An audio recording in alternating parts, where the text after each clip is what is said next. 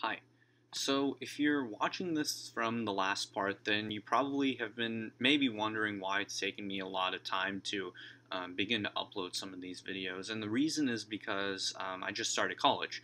I'm currently a freshman at the University of Minnesota.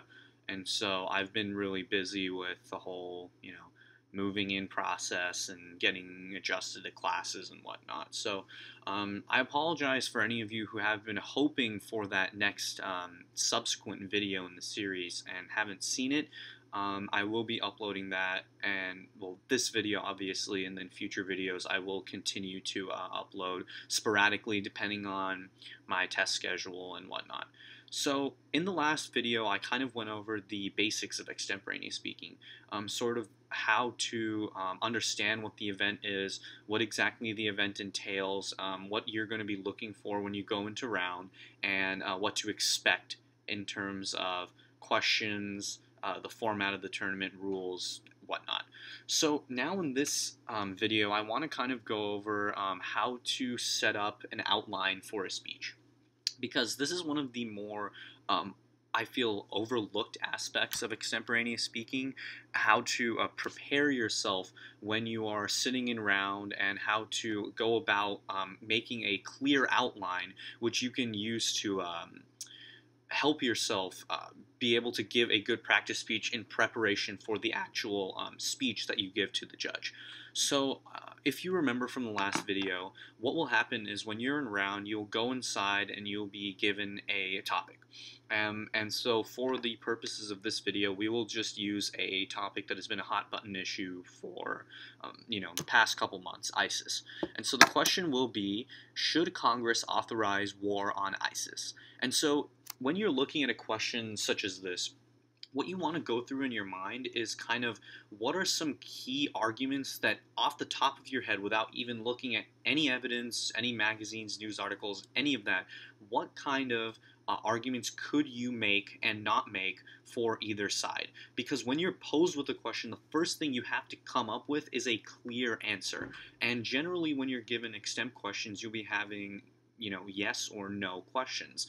And so in this case, if the question is, should Congress authorize war on ISIS, you should have either a yes or a no. And if you're going to be siding on one of these two sides, which you should be, you have to have specific reasons as to why you're going to be firmly on yes, Congress should authorize war on ISIS, or no, Congress should not authorize war on ISIS, and why. And so, for the purposes of this video, let's just say the answer is yes. So we're going to say yes, Congress should authorize war on ISIS. Now, before you actually go to the magazines and whatnot to kind of form a plan or kind of make the outline for the speech, you should first have a sort of clear idea in your mind in terms of what your points are going to be. Because too many times what I find with beginning extempers and even extempers who are veterans is that what they usually will end up doing is they will get a question and then they will immediately blank and just go straight to the magazine, straight to the newspaper articles, and try and use those sources to fit an argument. And that's not really what you want to do. You don't want to make an argument just so it fits a piece of evidence that the paper or the magazine is giving you. That's not what extemporaneous speaking is. It's you making your own points and then using evidence to fit that, not vice versa. You don't want to have the evidence being the overriding factor as to what your argument is. You want to have your own unique, opinionated, well, not opinionated, but unique argument, and then you want to be using that to help gather evidence to help make your argument have that much more weight. So in this case, if we were to have the answer to this question being yes, you would want to first be able to figure out 3 reasons or 2 reasons, whatever, a certain amount of reasons as to why Congress should authorize war on ISIS. So, for example, and again, this is not my personal view or any of that. This is just, solely for the purposes of this video. I'm just making up arguments. So let's say if we're posed with such a question, one of the answers as to why Congress should authorize war on ISIS is because the threat in the Middle East. So that would be one of the points. And so if we were to go with that point, then you want to be making sure that you're looking for evidence that fits that point, but you don't want to be looking for evidence and then finding, something else and saying, okay, I'm going to change my argument, or I'm going to take this point and kind of manipulate it in one way. You don't want to do that. If you're going to, in your mind, make a specific point as to why Congress should authorize war on ISIS, then you should stick to that and make sure that the evidence that you find fits that. Don't try and, again, use the evidence to skew the argument in a certain way. So once you have created your 3 arguments, so let's say threat in the Middle East is one, you make up another argument for number 2, and then another argument for number 3. So you have your 3 arguments, and here, sorry, there. So after that, what you want to do is that's when you want to go to the magazines and the newspapers and whatnot. So once you have created the 3 arguments that you believe best support your stance on the question, that's when I would advise you as the student to then go towards the magazines and the newspapers and then start looking for evidence that could prove each of your 3 arguments. So if you were to say for this question, for example, the threat in the Middle East, then you'd want to be looking for news sources and articles and cuttings of newspapers that provide that specific argument in their evidence. So say you run to an article by the New York Times, and in the New York Times this article is citing that ISIS is the biggest threat in the Middle East, and then it threatens all of the stability that the United States has worked so hard to create in the nation of Iraq since its going in an invasion in 2003 with the invasion of Baghdad all the way till the present day, 11 years from now. Maybe there's a piece in that article that says, ISIS is a big threat to this stability. So this is an example of a piece of evidence that you would want to kind of use to be able to make your argument seem that much more appealing. So you want to do that for each of your 3 specific pieces of arguments. You want to be looking for clear-cut evidence that will allow you to make that argument have more water in the eyes of the judges, and then thus be able to create a more appealing type of speech. So after you've done that, once you have your arguments and you have all of your evidence, what would be what's the word I'm looking for? What would be kind of my advice would be to spend a little bit of time and think about an introduction.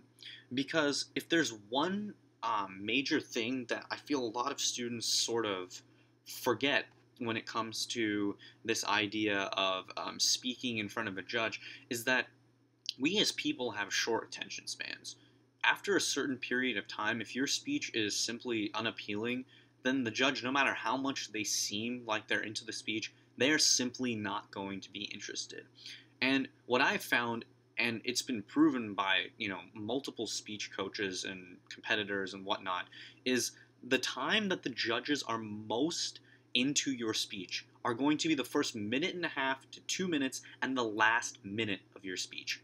So that means that if you want to make a good impression on the judges, the area that you want to focus a large amount of your effort on, overriding all of the other information, is you want to hook the judge with a very solid introduction that is clever, that is funny, that is insightful, etc. All of these things. You want to be able to get your judge interested in your speech and thus give them a reason to continue to listen to your speech. Because if you have a boring introduction with no joke or nothing, then, for example, why would I as a judge, or why would any judge, want to continue to listen to the speech? They simply don't feel it, necessary for them to.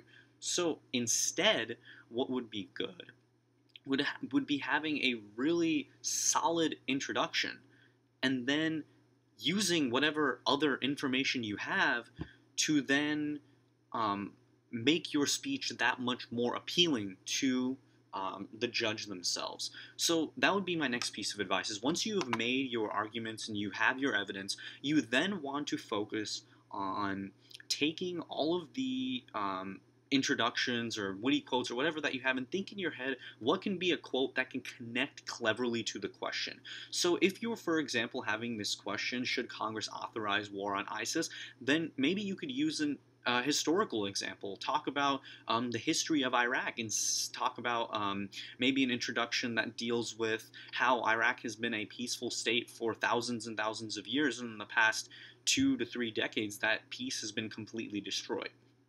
So that's something else that you definitely want to focus on.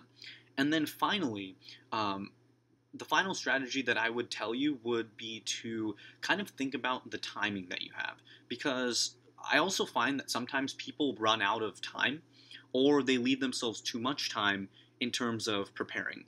What I like to call it, and this is something that I personally found helpful during my career, was you kind of want to have an optimum amount of time for yourself to give a practice speech.